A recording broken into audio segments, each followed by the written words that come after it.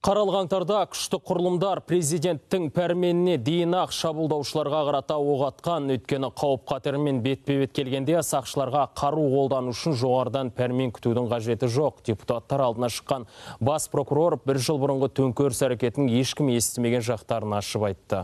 Сол үшін бекен әлде жай ғана сәйкестік пе? Мәсімов пен оның орынбасары туралы көбірек айтыла бастағанда журналистер отырған жердің жарығы сөніп қалды, немесе бір уәдеге сөндіріп тастады.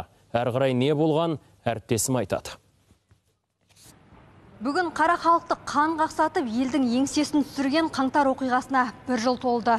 Мәжіліс отырысы осы қаралы күні қаза тапқандарды еске алудан басталды.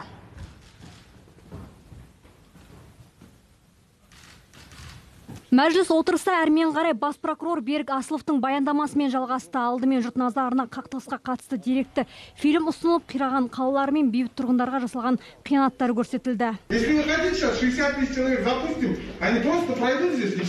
Берік Асыловтың сөзінше, қаңтарда жасалған қылмыстар бойынша 5300 іс қозғалған, соның 4600-ден астамын ішкі істер министрлігі тергеген. Арнайы прокурорлар 720 қылмыстық істі тергепті. Нәтижесінде тыйым салынған экстремистік топтардың 25 мүшесі ұсталды. Ұйымдасқан қылмыстық топтардың 42 мүшесі қамауға алынды. Олардың арасында Дики Арман лақабатымен танымал Жұмагелдиев те бар.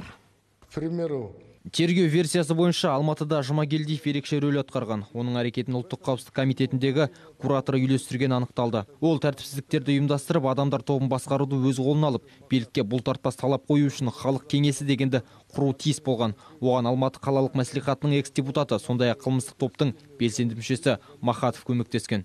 Бас прокурор 238 адамның қаны төгіліп, 11 өңірдің тасталқанын шығарған қырғынға күшті құрылымдар президенттің бұйрығын күтпестен қару қолданғанын мойындады. Өйткені олар қалаларда тәртіпсіздік жаппай белең алып, шабуылшылар қаһарға мінген кезде пәрмен күтіп жатпайды дейді.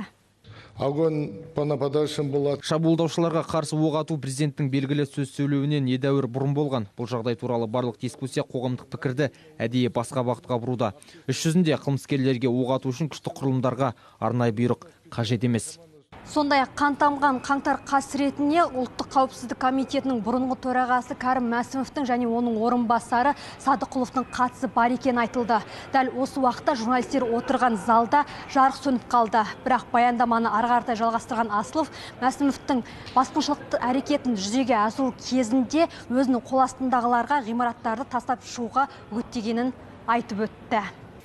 Мәсімовтің тапсырмасы бойынша Алматы қаласы мен Қызылорда облысы ұлттық қауіпсіздік комитетінің департаменттің жеке құрамы жұмыс орындарын тастап кеткен. Сондай-ақ басшылықтың нұсқауы бойынша Алматы және Жамбыл облысының полиция департаменттері өз ғимараттарын тастап кетті. Әрине турасын айту керек, осы басшылар әлсіздік танытты. Жаппай тәртіпсіздікке араласқандардың дені жасы 35-ке толмағандар болып шықты. Тіпті арасында Өзбекстан, Қырғызстан, Ресей және Тәжікстан азаматтары да бар екен. Бірақ олардың қанша болғаны әзірге беймәлім күйде қалып отыр. Маржан Үсіпбек, Азамат Жанаспаев, Еуразия бірінші арнасы.